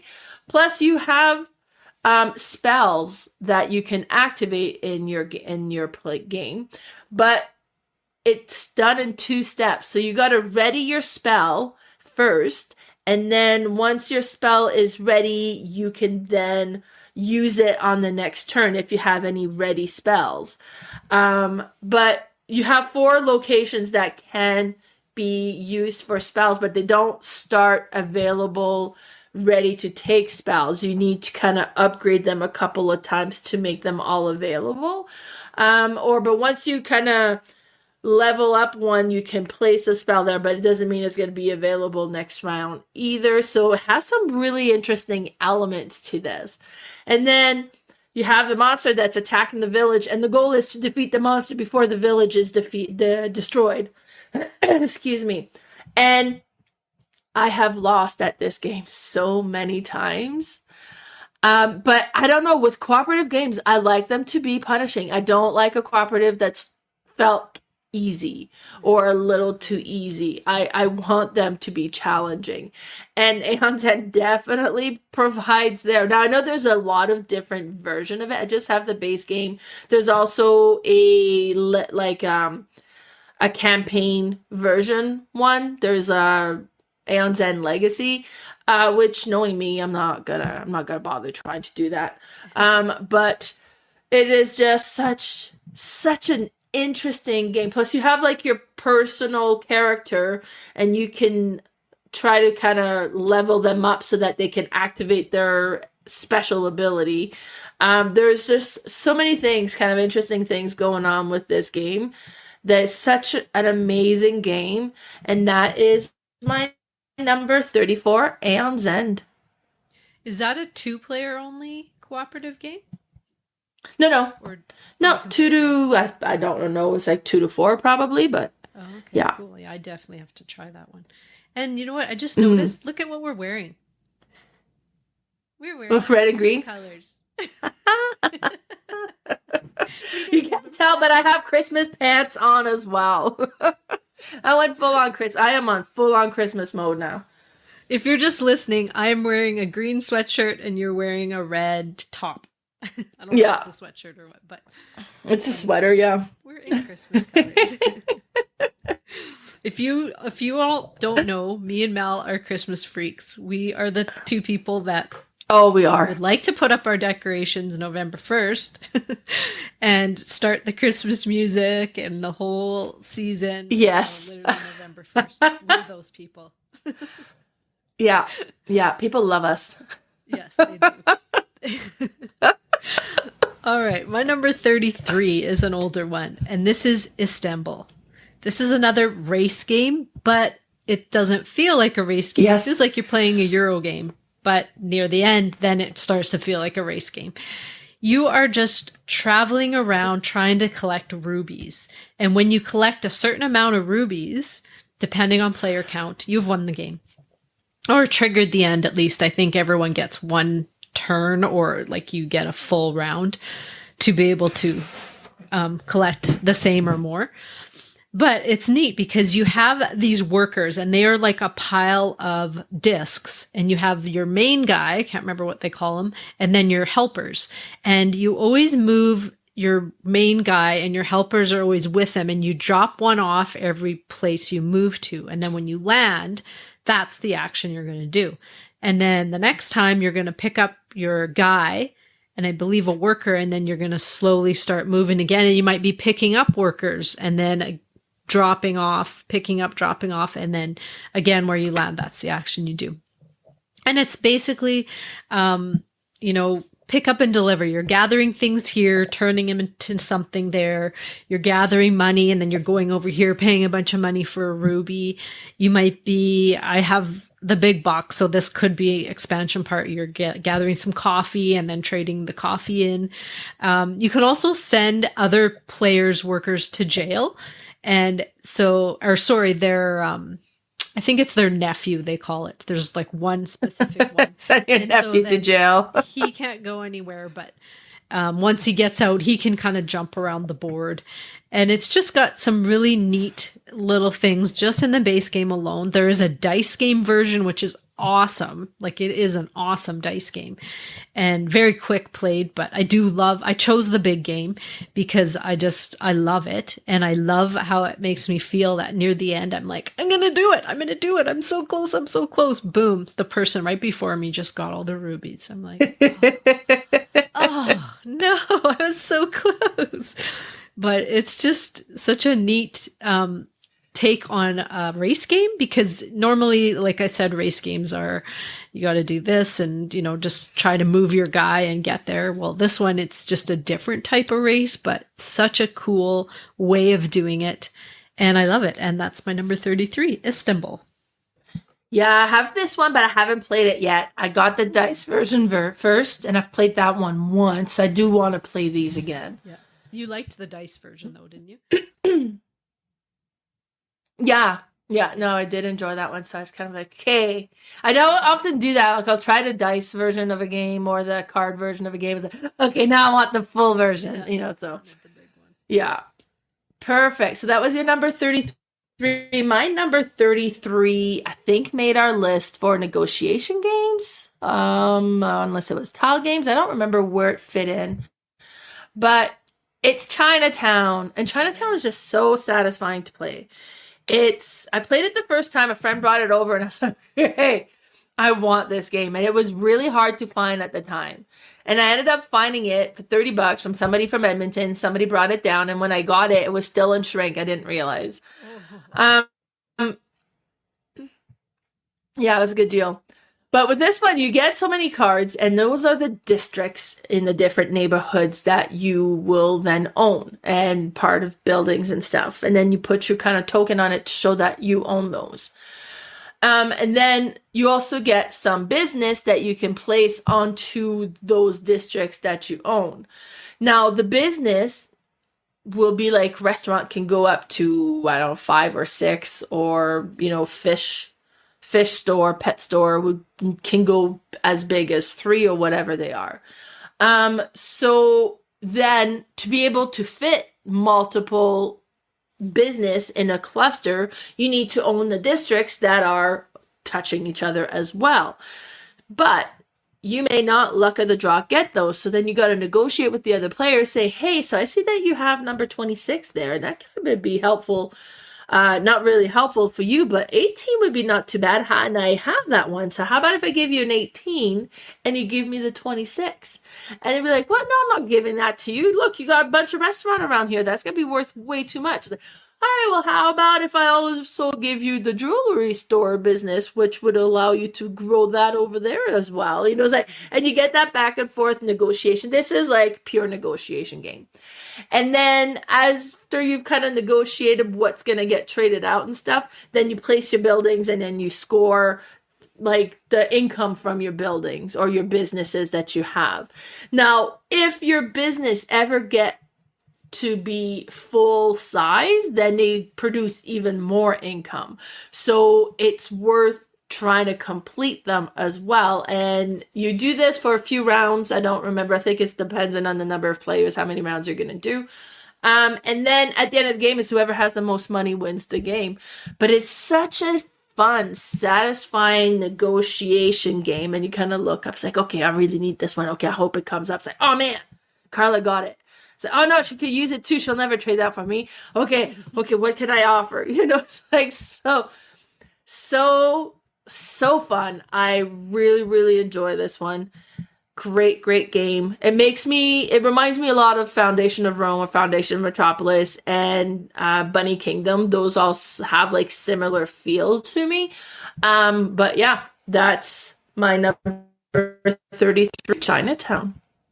Yeah, it's a really good one. And it's interesting how different people negotiate, where you wouldn't really think that's how they would. Like, I've played it with my family quite a bit, and my son, how he negotiates, it's funny because I feel like it's all a big ruse. He's like, I think I'm getting screwed here. Am I getting screwed? I'm getting screwed in this transaction. He always wins this game. So it's like, do you really think you're getting screwed? You're screwing us is what's happening here. Yeah. He's a hustler. It's funny to see different people that, when you play another game with, it's not negotiating. So people become different in a negotiation game. And it's quite interesting. It's quite a social experiment too, I find. But yeah, I do love this game. And I refuse to get the new one, Water Park, because I love this one. The older version better. Oh, I didn't realize they kind of had remade this. Yeah, Water Park is the new one. All right. I wonder how that changes things. What's that? So I just wonder how different it would change things. But we'll have to look that up sometime. It's more cutesy looking. I feel like, I don't think they've changed. Yeah, I wouldn't replace Chinatown for a new version of the same game. Yeah. Okay. No, I like this one. All right. My number 32 is Rajas of the Ganges. Now, this one is one of those games that has like so many different mechanics in it, but it works. and it has tile laying in it. It has dice worker placement in it. It has, what's the third one? There's maybe it's just the two. Is it worker placement? Yeah, worker placement, but dice worker placement. But then it's dice. You have to collect dice. It feels like there's a bunch of different mechanics. Those are the two main ones, but it's neat how they put it together and how you have to win this one. Again, it's kind of a race, but how it races is you are moving up two different tracks, and when they meet each other, that is triggering the end of the game. And depending how far you get past that, those are kind of your points for those tracks. Now, other games have taken this mechanic. So there's that mechanic as well, how the race one, or the meeting of the two tracks. They have taken this into an Arc Nova, and they've used that as their scoring mechanic in it, which is kind of cool. But this one is so neat because you start with a certain amount of dice, and then when you've spent those dice, you're out for that round kind of thing, and you have to figure out, well, hang on, I need to get more dice. So there's action spots to place a dice to get more dice. So you give one up, but then you get two or three. You give one up, you get two or three. You can go on this river, and as you move your boat along this river, you're going to get different actions, and of course they get juicier as you go. You can go to places to collect tiles, and then you're going to place them on this cool player board that you have. And depending how you put them, they will possibly connect to some bonuses on the outside, but you're also trying to connect them so that they can all have a path kind of thing to another connection of some sort on some of the sides of the boards. And some of those tiles will give you little bonuses or like ongoing things. So that's a whole different game. So you're playing like a couple mini games in this, and they all seem to work together. The neat thing is when you're placing the dice and you've done a bunch of things, and all of a sudden you're like, I'm out of dice. Now what do? I have to figure out a way to get more dice. So you always have to kind of keep that dice income flowing. And it's just such a cool game. I haven't played this in a while, but I do have one of the little expansions. And little spoiler, my next goal for next year is to play my expansion Shelf of Shame off, because I'm so close to my actual Shelf of Shame. But so this one is going to come out soon again, and I can't wait to play it again, but it's so cool. It has a really neat roll and write. There's a card version game coming out of this that I'm not sure what it's like, but this is my number 32, Rajas of the Ganges. Nice. I've never played this one, but I am intrigued. Yeah. Quite unique. Very nice. So my number 32 is actually mentioned it in passing, Raiders of the North Sea. This one, I was so impressed with it. So first of all, when I bought it secondhand, but I got a shrink copy. And then when I opened it and I'm going through all the components, there's metal coins in there. And I was like, oh, metal coins! So I was so impressed with that. And then we played it. And then this is the first time that I had ever come across this mechanism. And it was so impressive. But you start with one worker. And then you place them somewhere on the board. This is a worker placement board game, right? So you place them and then you activate the action that's there. So you can collect resources or whatever the location will do, cards and stuff. So you do that and you collect that. Activate that action, and then you pick up a different worker that is on the board, and the board starts with some workers already placed in different locations. And then when you pick up that worker, he comes back into your hand, and then you get to activate that action as well. And some locations will require certain colored meeples to be able to activate. And then, so collecting, say, okay, well, I really need a gray one for next round. So where the gray work, okay, I could go activate this. It's like, do I really want to do that action? I guess I have to, because I need the gray worker to activate this next round. And then next round comes along, somebody puts a person on there. So it's like, oh, great. I guess I didn't need the worker now. I'm going to need to collect this worker. But you can still activate that location. You're just going to need to do it as your pickup location. So now I was like, okay, well, where am I going to send this worker now? What do I want to activate? But that placement pickup thing is so interesting. It is so interesting. And then you're going to be collecting card, which is building your crew for your ship. And then eventually you're going to cross the ocean and go to the upper part of the board. And then this is where you're going to raid them. And then you'll have some battles, so you kind of verify what your strength value is of your crew. You can use the battle dice as well, and you're hopefully going to be successful to be able to collect what's in those locations. But this whole game is so, like, to me, like, that whole worker placement, the mechanism of this game, the gameplay of this game, it is so good. I adore this game. It is the artwork, of course, with the whole West series and North series. Like, it's just great. But this one has this, like, I was just so blown away the first time I played it. It was so good.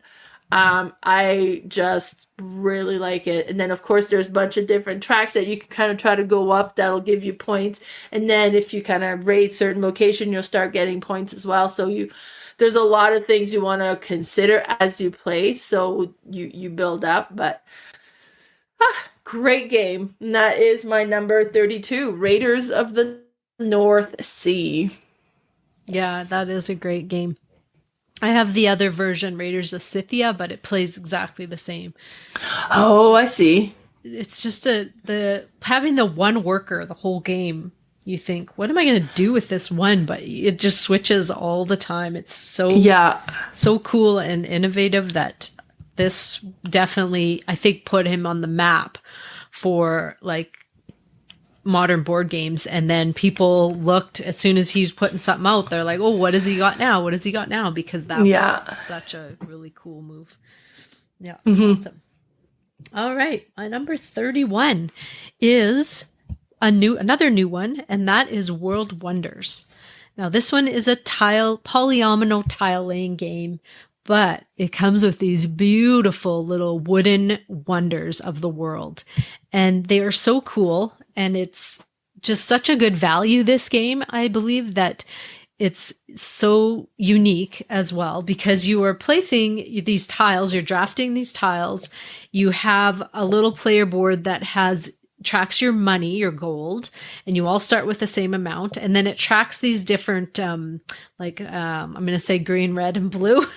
Don't remember what they all are, but different values of things you're going to get on these tiles. So if I were to purchase this, say like a square tile, and it was worth 4 coins, I'd move my slider back 4 coins. I'd take this tile and place it on my board.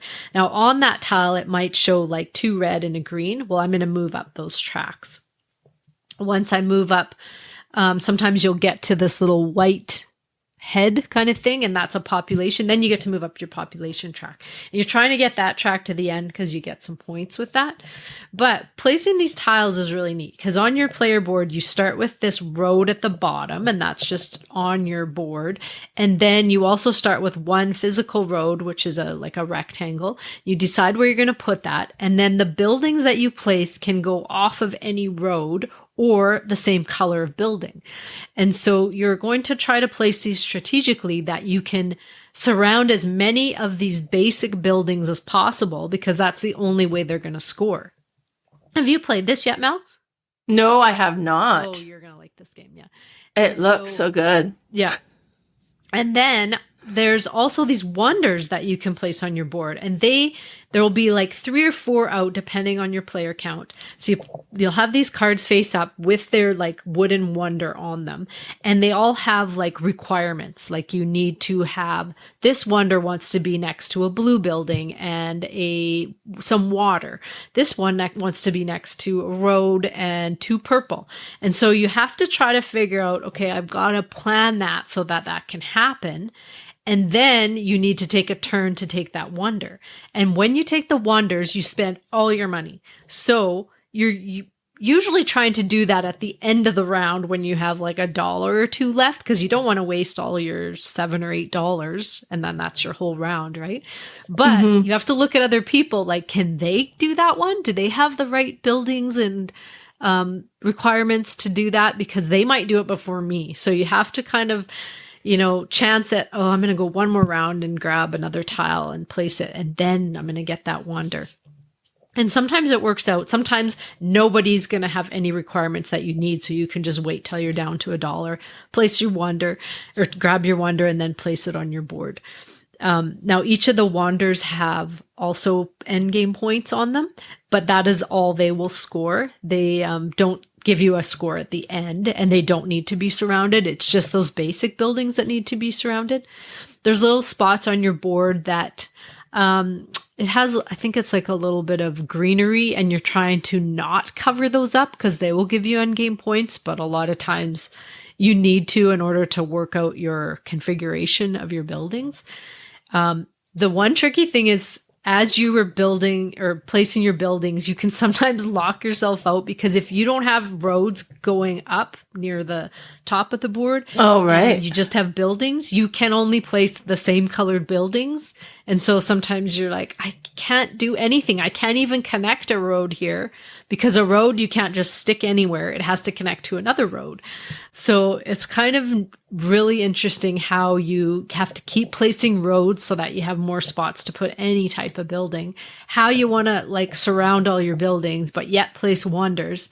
It's just really, really puzzly and thinky, but so cool at the same time. And that's my number 31, World Wonders. I just love it. And I know you would love it, Mel, for sure. It looks so good. Yeah. Yeah. And then like table presence looks really, really good as well. And it's not a expensive game. So it's like, it's reasonable for those having those wooden pieces. Perfect. So I had another one on my list. Man. And I'm like, got my phone nearby and I'm like, oh, go wish list. Oh, let's add that to the wish list. Jeepers. It's getting ridiculous. All right. It would be one thing if I didn't have a shelf of shame, but I very much do. My number 31 is a game that made... Well, I play... Yeah, well, I think I buy more than I play those. Oh, we're not quite even yet, but yes, I'll continue trying to work on my shelf of shame. But all right, my number 31 is a game that made it on our top 9 racing games, and this is Steampunk Rally.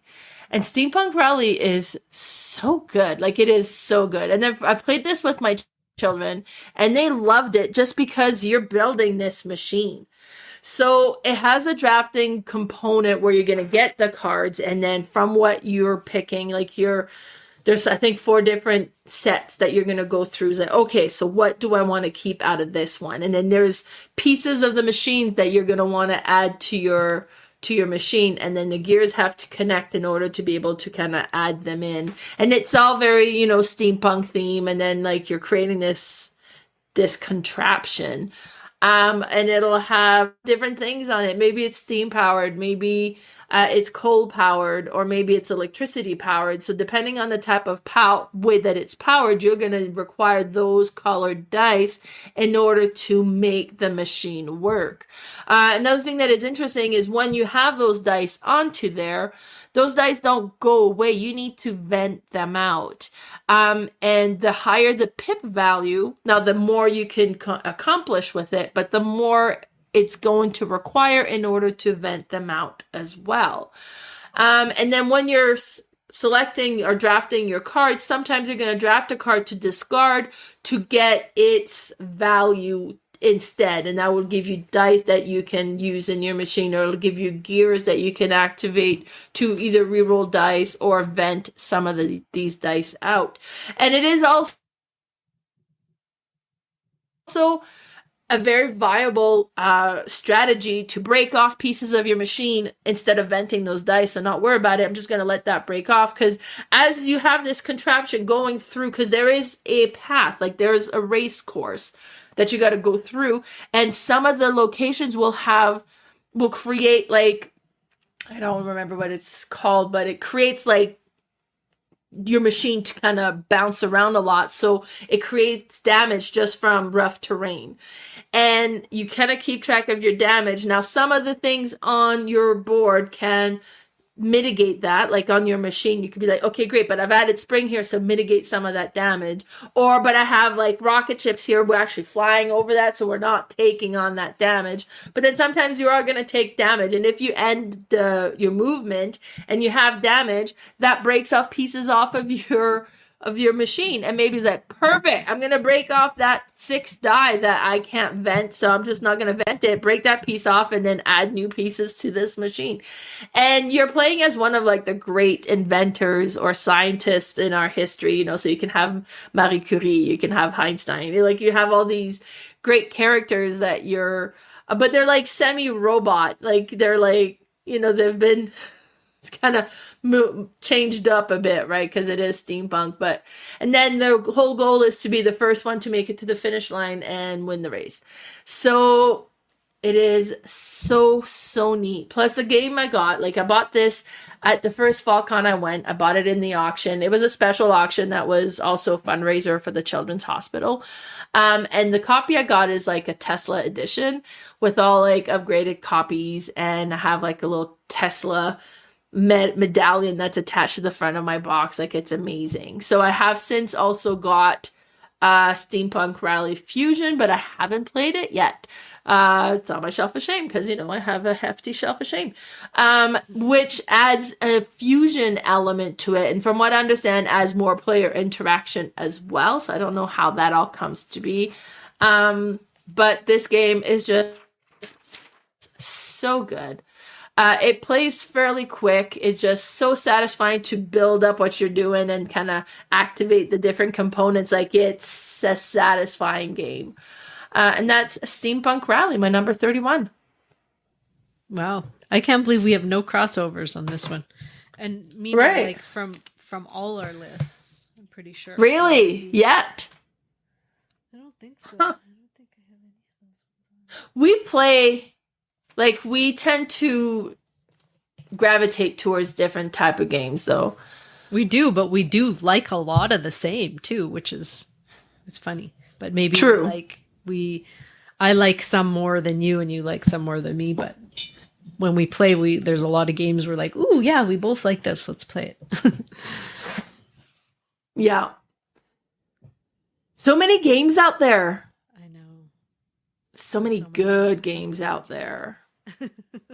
Yes, but we've made it up to 30, so we only got 30 more games. Well, 60, I guess, between the two of us to kind of complete our top 100. However, our next episode, we're going to break away from that a little bit because it's going to be Christmas. And we can't go over the Christmas season and not talk about our favorite Christmas wintry themed games. And that's what we're going to do on our next episode. Is going to be our top 9 Christmas wintry games. So, because some games are just kind of more like it fits the season, not necessarily the holiday. Some are definitely Christmas games. I haven't finished putting my list together. You have, but you have a few more games you want to play to see if it's going to change. I've been kind of... actually every year at this time, I'm like, okay, what's Christmassy out there? I must have these games, you know? So I do tend to acquire a lot of Christmas themed games around this time of year as well. I have a few that I have on Kickstarter. I don't think I'll get them in time to be able to add them to this list, but yeah. So before we end this, Carla, where can we find you?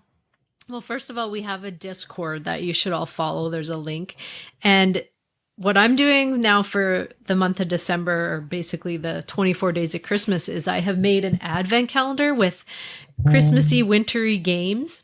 And so there's items or cards or components from some games. And so I'm posting every day a different game. Some of them will have 2 games in them, and you have to guess what the game is. And it's interesting. I'm posting them on our Discord, and then also we have like a big game group chat that I place them in.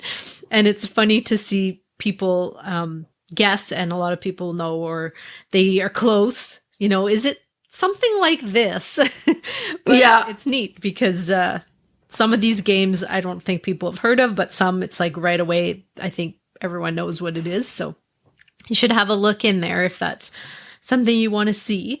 And it's been fun. Yeah. That's fun. But you can find me on Instagram. I'm at Board Game Specialist, all one word, and have a Facebook page called Red Deer Board Game Fanatics. What about you? So I am also on Instagram at Mel's_boardgame_room. My Facebook page is Mel's Board Game Room, and I also have my YouTube channel that is Mel's Board Game Room. So thank you so much for tuning in, everybody. Be sure to join us again for our Christmas list in a couple weeks. Yes. Thanks for listening. Bye for now.